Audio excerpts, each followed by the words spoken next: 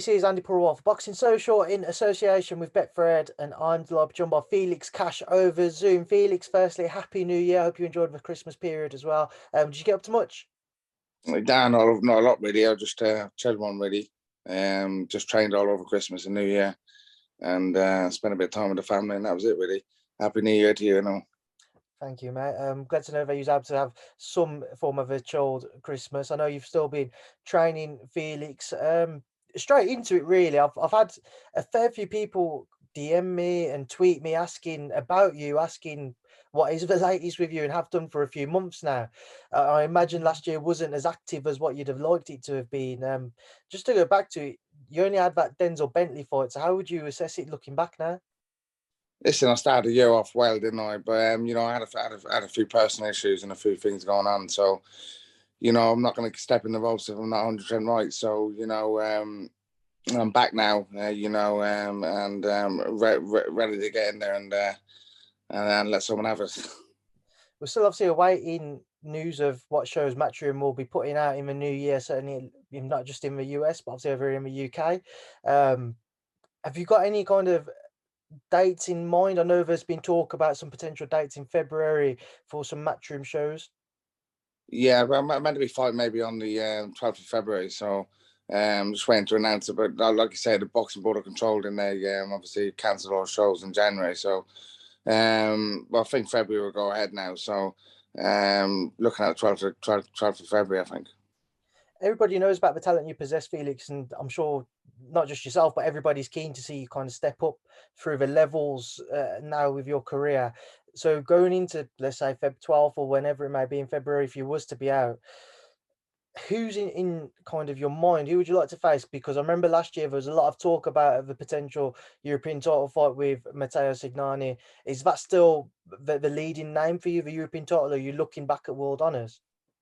Listen, you obviously got word on it there, but listen, I would like to get the European next. You obviously haven't boxed for a while, get another belt on another belt, and I reckon I beat Matteo Signani in good fashion. So, hopefully we can get that fight for February, and then hopefully get a world title shot after that. That's in the ideal world. What do you make of Signani?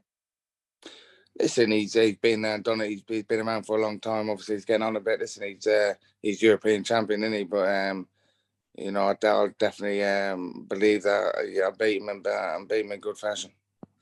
Felix, there's also some talk of a back end of last year of you potentially facing Demetrius Andrade before he ended up facing Jay Quigley.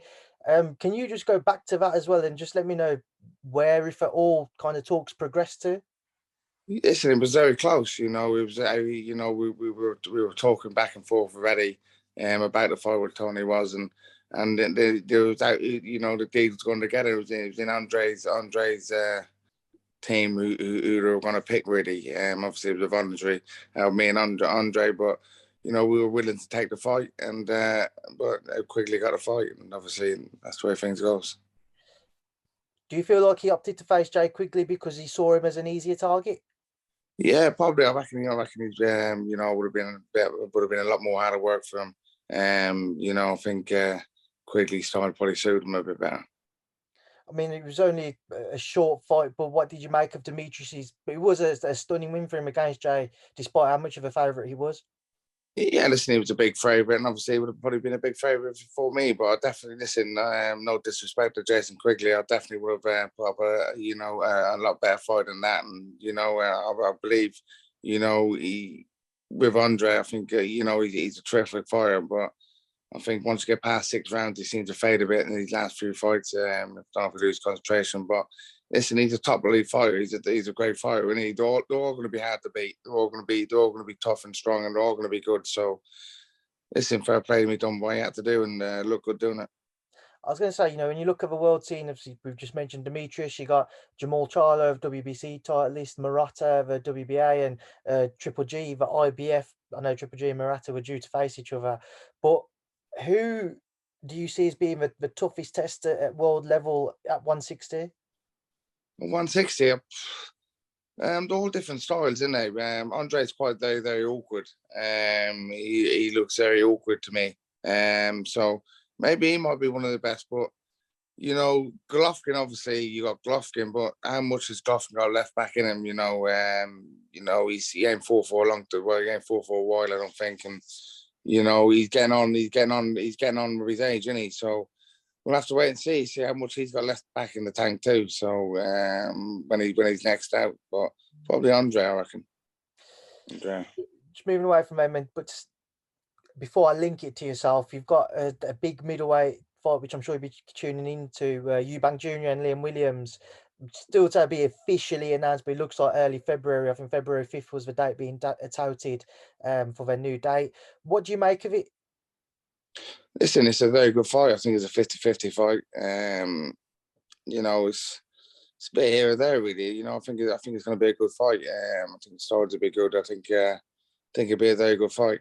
I'd like to get a winner of them. Hopefully, I can get the European and maybe get one of them afterwards. The winner of that.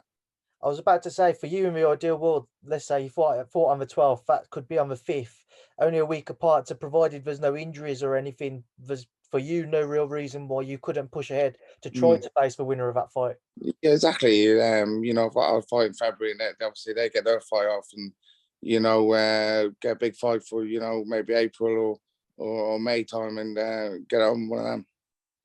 Who do you think would pose you more of a challenge out of Chris or Liam, Felix, or who do you think would be the easier fight of the two? I don't know, but I'll beat the both of them anyway. That's a great answer. Move away from yourself to touch on some of the other guys in the gym. It was a very successful year for Conor Benn once again. For yourself, you've been in there, you've seen him grow through the gym. How much more does he have to give? How much better can he become, Felix? Listen, there's always room for improvement with everyone, isn't it? Everyone's learning all the time. Everyone's learning, isn't they? Listen, he's improved a lot, Conor Benn, and he's proved that in his last few performances, and he's looking good. And listen, there's always room for improvement in there. But listen, he's a hard worker and he stays in the gym and trains hard. So listen, there's only one way up, and that's improving when you work hard. He has said he's targeting that Adrian Broner fight. Would that be the right move for him, in your opinion? Yeah, listen, I think it's a good fight. He's a big name, Broner. He's not as good as he was.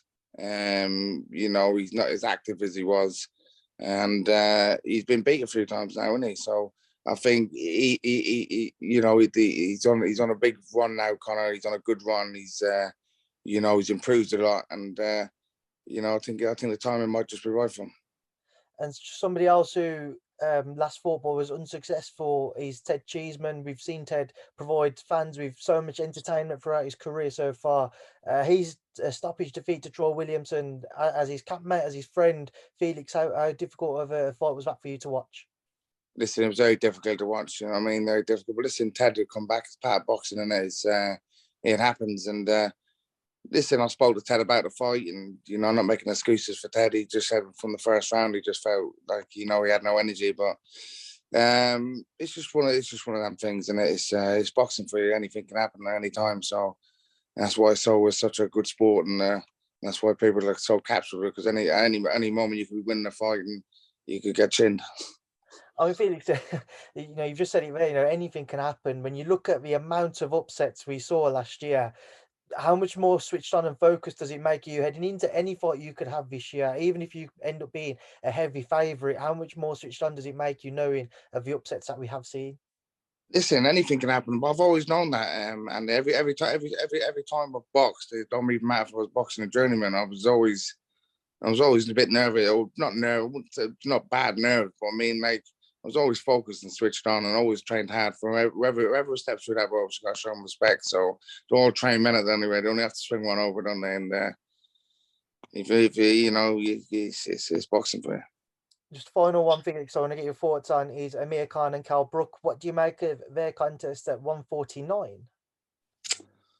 I was a bit back and forth, with obviously Cal chinning him, but I think Amir looks fresher of the two. I don't know why. I don't know. It's one of them ones. I'm a bit 50-50, but 1 minute I think Cal, and the other minute I think Amir. So it's an interesting fight. Felix, just to quickly end on, because we just got cut off there with the Cotton Brook fight. One thing people are talking about is the weight clauses. It's up at 149 instead of 147, and there's £100,000 fine for every pound that Cal weighs over, and neither can weigh more than 163 the day after. I just want to get your thoughts on those clauses and how detrimental, if at all, do you feel it might be to Cal? Yeah, obviously they're obviously thinking Cal is a bit struggling more at the weight, isn't they? So put some more clauses in there. I don't know. It depends, isn't it? If it's got, maybe Cal obviously normally pounds pulls the weight on after maybe weigh-ins, and obviously they know that. So obviously I think it'd be a bit more in Amri's favour of that, but listen, we'll have to wait and see until when they step between the ropes. Right, Felix, just before I let you go, as I said, I've had a lot of people reaching out to me asking to try to speak to you, John, get an update from you. Now we've got one. What would you like to say to the fans who are waiting to see you back in the ring? Listen, we ain't got long to go now, and listen, the show will be announced soon of who I'm fighting, and I'm back now, and I'm going to take someone's head off. Felix, I appreciate your time. I look forward to seeing you back in the ring, like we say. Thanks for speaking to me on Boxing Social. All right, take care, mate. Cheers.